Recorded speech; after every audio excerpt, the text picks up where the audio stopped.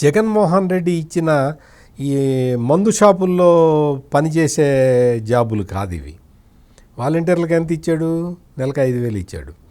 మందు షాపులో పనిచేసేవాడికి ఎంత ఇచ్చాడు? నెలకు 15,000 ఇచ్చాడు. అటువంటి ఉద్యోగాలు కాదు సుమా.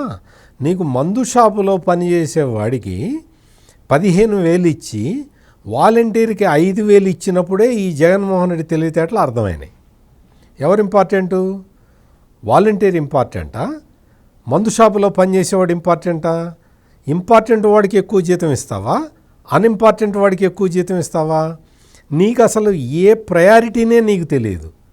మందు షాపులో పనిచేసేవాడికి అంత ఇచ్చి వాలంటీర్కి 5,000 ఎందుకు ఇచ్చాడో తెలుసా? మందు షాపులో పనిచేసేవాడు జగన్మోహన్ రెడ్డికి డైరెక్ట్గా పనిచేసి పెడుతున్నాడు. అంటే క్యాష్ కలెక్షన్ చేసి అది మళ్ళీ రిటర్న్ ఇవ్వాలి కదా. వాలంటీర్ అనేవాడు పార్టీ కోసం పనిచేస్తున్నాడు.